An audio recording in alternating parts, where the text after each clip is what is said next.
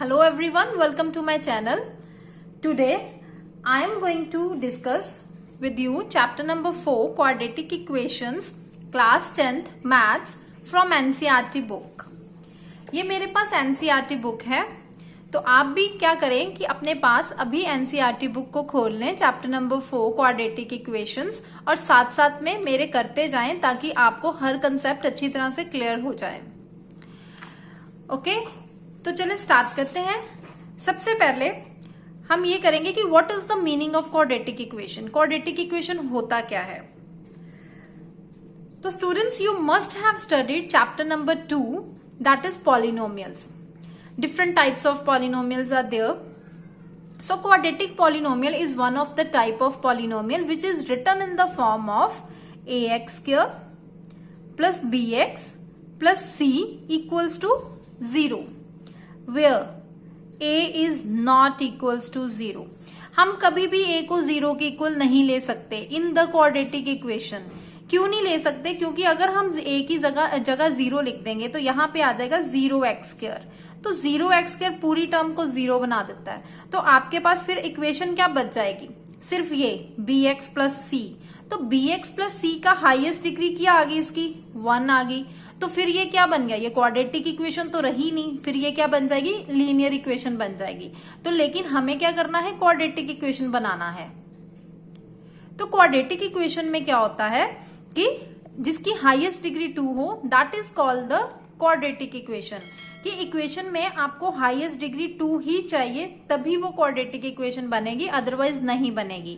For example मैं आपको बता दूं कि मान लीजिए ये इक्वेशन है आपके पास 2x² plus 7x minus 3 equals to 0। इसमें हाईएस्ट डिग्री 2 है, that is called the quadratic equation. एक और इक्वेशन बोलती हूँ 4x² प्लस 5 इक्वल्स टू 0। अब इसमें x वाली टर्म नहीं है, जैसे ये bx वाली टर्म इस इक्वेशन में नहीं है, तो उससे कोई फर्क नहीं पड़ता। क्यों? क्योंकि हम इसको इस तरह से भी लिख सकते हैं 4x² plus 0 into x plus 5 equals to 0। तो ये कौन सी फॉर्म आ गई? ax² plus bx plus c is equals to 0। तो ये जनरल फॉर्म के इक्वल आ गई। तो इट मीन्स कि this equation is also called the quadratic equation because highest degree is 2। एक और एग्जांपल देती हूं, जैसे आपके पास है 3x² minus 3x equals to 0। This is also called the quadratic equation. अब इसे हम क्वाड्रेटिक इक्वेशन क्यों कहेंगे? जबकि हमारे पास ये c कांस्टेंट वैल्यू तो है ही नहीं, तो हम c कांस्टेंट वैल्यू की जगह 0 भी लिख सकते हैं। तो we can return it like this 3x² minus 3x plus 0 equals to 0। तो ये किसकी फॉर्म में आ गई? ax² plus bx plus c is equals to 0. So this equation is also called the quadratic equation. I think अब आपको पता चल गया होगा कि what is the meaning of the quadratic equation. तो ये रियल लाइफ में भी बहुत ज्यादा क्वाड्रेटिक इक्वेशंस यूज होती हैं। तो अगर आपको रियल लाइफ की एग्जांपल दी जाए तो मान लीजिए कि एक चैरिटी हॉल है और चैरिटी ट्रस्ट है जिन्होंने एक प्रेयर हॉल बनाना है। तो ये मान लें रेक्टेंगल शेप में एक प्रेयर हॉल है, ठीक है, जिसका आपको एरिया गिवन है 300 स्क्वायर मीटर्स। इसका आपको एरिया क्या गिवन है? 300 स्क्वायर मीटर्स। तो ये इसकी क्या आ गई? ये इसकी ब्रेड्थ है, ये इसकी लेंथ है।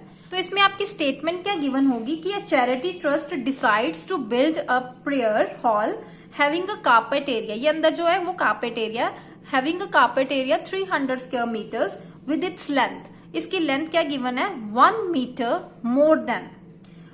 Metre more than twice its breadth. तो हमें तो ब्रेड्थ ही नहीं पता कि कितनी होगी, तो हम क्या करेंगे? लेट कर लेंगे ब्रेड्थ को x।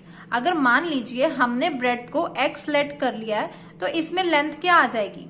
तो लेंथ उन्होंने क्या? Twice its breadth. Twice its breadth क्या होता है? 2 टाइम्स इट्स ब्रेड्थ। तो 2 टाइम्स मीन्स 2x आ गई। साथ में उन्होंने क्या कहा था? 1 metre more than twice its breadth. तो मोर देन मतलब क्या होता है? प्लस होता है। तो 1 मीटर मीन्स उसमें प्लस हो रहा है 1 मीटर, तो वो क्या आ जाएगी? +1। तो यहाँ पे ये ब्रेड्थ जैसा जब हमने x लेट की तो हमारे पास लेंथ क्या आ गई? 2x + 1। तो अब ये आपको दिख रहा है कि ये रेक्टेंगल शेप में है, तो जिसका एरिया हमें 300 गिवन है। तो हम यहाँ पे एरिया ऑफ हॉल लिखेंगे। एरिया ऑफ हॉल तो एरिया ऑफ हॉल का फॉर्मूला क्या होगा, जो एरिया ऑफ रेक्टेंगल का होता है। तो एरिया ऑफ रेक्टेंगल का फॉर्मूला क्या होता है, लेंथ मल्टीप्लाई बाय ब्रेड्थ। तो यहां पर लेंथ है हमारे पास 2x + 1 और ब्रेड्थ क्या है x। तो जब हमने ब्रैकेट, तो एरिया ऑफ हॉल हमें ऑलरेडी गिवन है 300, तो वो हमने यहाँ पे 300 इस साइड पे लिख लिया। तो ब्रैकेट ओपन करें तो x को 2x के साथ किया तो 2x², प्लस का साइन प्लस, और x को 1 के साथ किया, दैट इज x। अब हम क्या करेंगे, ये 300 को इस साइड पे ले जाएंगे, तो क्या आएगा हमारे पास 2x² + x - 300 = 0। Now in this equation highest degree is 2, so this equation is called the quadratic equation. Clear? Now in this video we will study the quadratic equation and various ways to find the roots. इनके हमने roots अलग अलग veg में find करने हैं। तो वो veg कौन कौन से हैं, 3 वेज आपको इस चैप्टर में दिए गए हैं। Number 1 is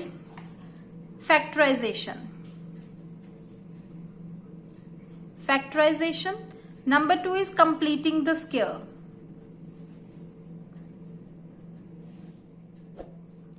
and number 3 is quadratic formula. यहां पे एक फॉर्मूला यूज होता है, तो वो फॉर्मूला आप यूज करके रूट्स को फाइंड आउट करते हैं। तो फैक्टराइजेशन मेथड आप already 9th standard 8th standard में कर चुके हो, लेकिन फिर भी इस वीडियो में मैं दोबारा से उस मेथड को दोबारा एक्सप्लेन करूंगी। कंप्लीटिंग द स्क्वायर मेथड, ये याद रखेगा, इसे तभी आप यूज करेंगे जब आपको बोर्ड एग्जामिनेशन में मेंशन किया होगा कि find the roots of the equation by completing the square method. जब ये मेथड मेंशन होगा आप तभी इस मेथड को अप्लाई करेंगे, अदरवाइज इस मेथड को मत अप्लाई करना। और थर्ड है क्वाड्रेटिक फॉर्मूला। अगर आपके पास फैक्टराइजेशन जब नहीं लगती तो आप डायरेक्ट क्वाड्रेटिक फॉर्मूला यूज करके आप इसके रूट्स फाइंड आउट कर सकते हैं। It is very easy formula. तो चले सबसे पहले हम चलते हैं 4.1 एक्सरसाइज पे। ये एनसीईआरटी बुक है, एक्सरसाइज 4.1 पेज नंबर 73।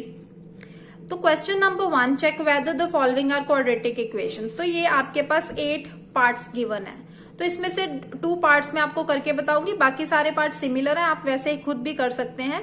सिर्फ हमें यही इनको सॉल्व करके ये देखना है कि इनकी हाईएस्ट डिग्री 2 आ रही है या नहीं। अगर तो हाईएस्ट डिग्री 2 आ रही है, इट मीन्स कि इट इज क्वाड्रेटिक इक्वेशन। तो अगर नहीं आ रही तो दैट मीन्स कि this is not your quadratic equation. तो हम इसको किस तरह से करेंगे, फर्स्ट पार्ट आप देख रहे हैं, x + 1 whole square equals to 2x + 3। तो सबसे पहले आप लेफ्ट हैंड साइड में अगर कोई आइडेंटिटी यूज होती है तो आप उसको आइडेंटिटी यूज कर लो, that is a + b whole square. यहाँ पे a + b होल स्क्वायर की आइडेंटिटी यूज हो रही है, तो वो क्या होती है, a² + b² + 2ab। तो वो हमने यहाँ पे लगाई a² + b² + 2ab equals to, right hand side में 2 को दोनों अंदर मल्टीप्लाई कर देंगे, वो क्या आ जाएगा 2x + 2 3 = 6। अब यहाँ पे x² + 1 + 2x, तो ये सारी टर्म हम लेफ्ट हैंड साइड ले आएंगे, तो -2x - 6 = 0। अब यहाँ पे 2x कैंसिल, क्योंकि एक प्लस का है दूसरा माइनस का है, तो क्या आ गया x² + 1 - 6 दैट इज -5 = 0। अब हाईएस्ट डिग्री 2 है, लेकिन क्वाड्रेटिक इक्वेशन की जो जनरल फॉर्म होती है वो जनरल फॉर्म होती है ax² + bx + c = 0। तो अगर हम इसको जनरल फॉर्म में लिखना चाहें तो हम इसको इस तरह से लिख सकते हैं ax² + 0 × x - 5 = 0। तो so it forms a quadratic equation. It forms quadratic equation. तो ये पार्ट इस तरह से आपको सॉल्व करना है। सेकेंड पार्ट भी हम करते हैं। ये सेकेंड पार्ट की स्टेटमेंट है, इसमें लेफ्ट हैंड साइड में तो x² - 2x ही आएगा। ये -2 यहाँ 3 के साथ भी मल्टीप्लाई होगा और ये -2 हम यहाँ -x के साथ भी मल्टीप्लाई करेंगे। तो -2 को 3 के साथ किया -6, -2 को -x के साथ करेंगे, -2 जब -x के साथ होगा तो माइनस कैंसिल, वो क्या आ जाएगा +2x। तो अब ये सारी टर्म को हम लेफ्ट हैंड साइड ले आएंगे, तो -2x, ये -6 इस साइड पे आ गया +6, ये 2x इस साइड पे आ गया -2x आ गया। तो सॉल्व करके क्या आया, ये -2x क्या आ गया -4x + 6 = 0। अब आप देख सकते हैं ये जनरल फॉर्म के इक्वल आ गई, ax² + bx + c = 0। It means कि this forms quadratic equation. Clear? I hope अब आपको समझ में आ गया होगा कि किस तरह से आपने इनको खोलना है। अगर कोई आइडेंटिटी यूज होती है तो आप आइडेंटिटी यूज करें, जैसे यहाँ पर a+b होल स्क्वायर की आइडेंटिटी यूज हो रही थी, लेकिन यहाँ पे कोई आइडेंटिटी यूज नहीं हो रही, just open the brackets and solve the equation. तो आपके पास जब इक्वेशन आ जाएगी तो आपने वो देखना है कि अगर हाईएस्ट डिग्री 2 है दैट मीन्स कि it forms the quadratic equation, अगर हाईएस्ट डिग्री 2 नहीं आ रही तो that it doesn't form any quadratic equation. तो अब हम नेक्स्ट चलते हैं मैथड पे। Find the roots of the quadratic equation by factorisation. ये आपके पास एक्सरसाइज 4.2 के सामने है। Solve of a quadratic equation by factorisation method. Factorisation method से हम क्वाड्रेटिक इक्वेशन को सॉल्व करके उनके रूट्स को फाइंड आउट करेंगे। तो ये मेथड बहुत पुराना है, 7th standard, 8th standard, 9th standard में आपको स्कूल में भी करवाया होगा। तो एक बार हम रिपीट कर लेते हैं। मैं इसको किस मेथड से करवाती हूँ, हम क्या करते हैं कि इनके कोफिशिएंट्स को लिख लेते हैं। अब हम ये एक्स स्क्वायर का कोफिशिएंट यहाँ पे रफ वर्क जैसे हम करेंगे, तो ये रफ वर्क में हमने इसका कोफिशिएंट क्या है, जब एक्स स्क्वायर का कोफिशिएंट आया 1, इसका एक्स का कोफिशिएंट है -3, थोड़ी स्पेस छोड़ के आप लिखेंगे, और कांस्टेंट नंबर क्या है -10। आपको इसके जो साइंस है, नेगेटिव पॉजिटिव जो भी साइन साथ में गिवन है, आपको वो साइन भी लिखने हैं। तो हम क्या करेंगे, ये फर्स्ट को और इधर इस थर्ड को आपस में मल्टीप्लाई कर देंगे। तो 1 को -10 के साथ किया तो क्या आ गया, -10। तो इसका मतलब क्या हुआ कि ये जो मल्टीप्लाई करके आया ये हमारा क्या आ गया, प्रोडक्ट, और ये सेंटर पे जो है इसको हम क्या बोलते हैं, सम। तो अब हम क्या निकालेंगे, इनके फैक्टर्स निकालेंगे। तो फैक्टर्स को मैंने एफ में लिख दिया है।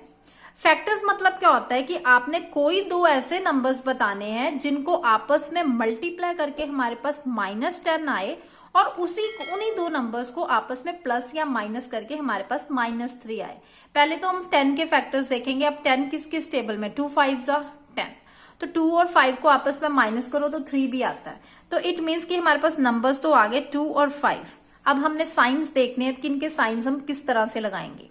तो आप पहले प्रोडक्ट के साइन देखेंगे, आपके पास प्रोडक्ट में नेगेटिव का साइन है, तो इट मीन्स कि हम यहां पर अगर दोनों के साथ नेगेटिव लगाएंगे तो वो पॉजिटिव हो जाएगा। तो हम दोनों के साथ नहीं, एक के साथ नेगेटिव साइन लगाएंगे। ये प्रोडक्ट आपको देख के यहां से तो पक्का हो गया कि एक के साथ नेगेटिव साइन लगना है। उसके बाद आप देखेंगे सम में आपको नेगेटिव साइन है या नहीं है। अगर तो सम में भी नेगेटिव साइन है तो आप क्या करेंगे, इन दोनों नंबर्स में से जो हाईएस्ट नंबर होगा उसके साथ नेगेटिव साइन लगा देंगे।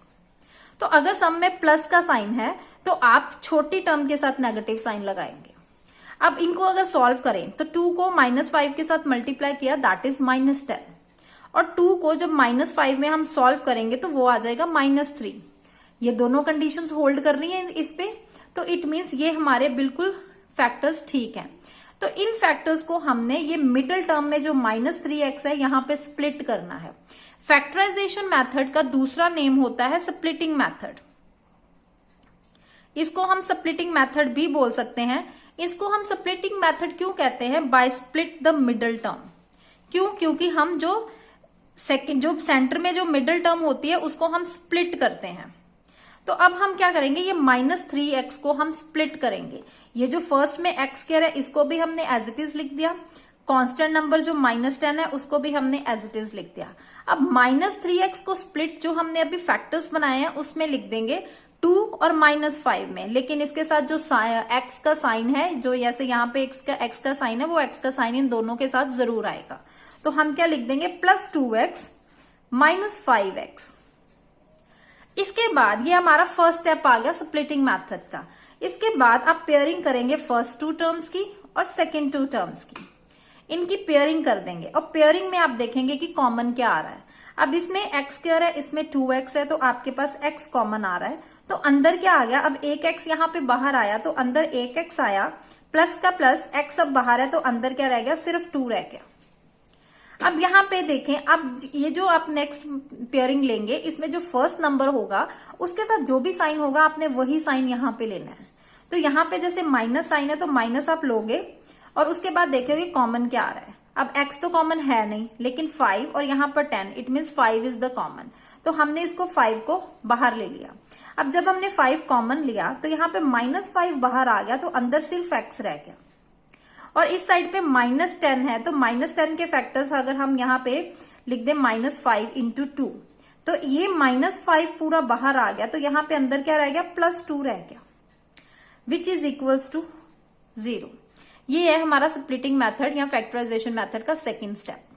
अब सेकंड स्टेप में ये ब्रैकेट सेम आ गई है, तो ये याद रखें हमेशा स्प्लिटिंग मेथड में सेकंड जब स्टेप हम करते हैं तो ये ब्रैकेट हमेशा आपकी सेम आनी चाहिए। अगर सेम नहीं आ रही इट मींस कि आप ऊपर स्प्लिटिंग मेथड या तो फैक्टर्स बनाने में आपने कोई गलती की है या आपने यहाँ पर कॉमन लेने में कुछ गलती की है। ये हमेशा ब्रैकेट सेम आनी चाहिए। तो ये x+2 सेम आ गया, तो नेक्स्ट स्टेप है जो हमारी ब्रैकेट सेम आई है हमने उसको लिख दिया और बाद में रेस्ट ऑफ द टर्म लिखी। अब इस टर्म में से पूरा x+2 बाहर आया तो अंदर सिर्फ x रह गया, और इस टर्म में से भी x+2 बाहर आ गया तो अंदर सिर्फ -5 रह गया, विच इज इक्वल्स टू 0। अब हम ये दो हमारे पास फैक्टर्स आए हैं तो हम क्या करेंगे, either x+2 equals to 0 centre में लाइन और x-5 इज इक्वल्स टू 0। तो यहां से x की वैल्यू आ गई -2 और यहां से x की वैल्यू क्या आ गई +5। तो ये जो उन्होंने स्टेटमेंट क्या है, find the roots of the quadratic equation, हमें रूट्स फाइंड करने हैं and these are the roots of the given quadratic equation.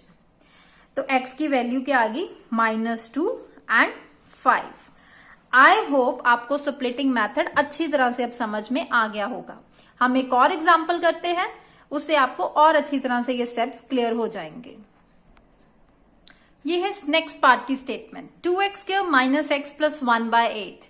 ये एक्सरसाइज 4.2 में पार्ट सम क्वेश्चन नंबर 1 का पार्ट नंबर 4 है। पार्ट नंबर 4 ये जो थोड़ा मुझे टिपिकल लग रहा था इसलिए मैं आपको ये पार्ट करवा रही हूं। यहां पे देखें आप कि ये 2x² है -x है, यहां पे एक फ्रैक्शन आ गई 1/8। तो सबसे पहले हम इस फ्रैक्शन को खत्म करेंगे। हम क्या ले लेंगे, 8 ओवरऑल एलसीएम ले लेंगे, क्योंकि इसके डिनोमिनेटर में भी 1 है, इसके डिनोमिनेटर में भी 1 है। तो हमने क्या लिया, 8 को एलसीएम ले लिया। जब 8 को एलसीएम लिया तो यहाँ पे क्या आ गया 16x², यहाँ आ गया -8x + 1 = 0। अब अगर क्रॉस मल्टीप्लीकेशन करें तो ये 8 0 के साथ मल्टीप्लाई हुआ तो 0 आ गया। तो हमारे पास इक्वेशन क्या आ गई, 16x² -8x + 1 = 0। तो ये हमारे पास अब क्वाड्रेटिक इक्वेशन आ गई। इस पे हमने फैक्टराइजेशन मेथड लगाना है, जिसको हम स्प्लिटिंग मेथड भी बोलते हैं। Splitting method means by split the middle term. तो इसमें मिडल टर्म क्या है, -8x है।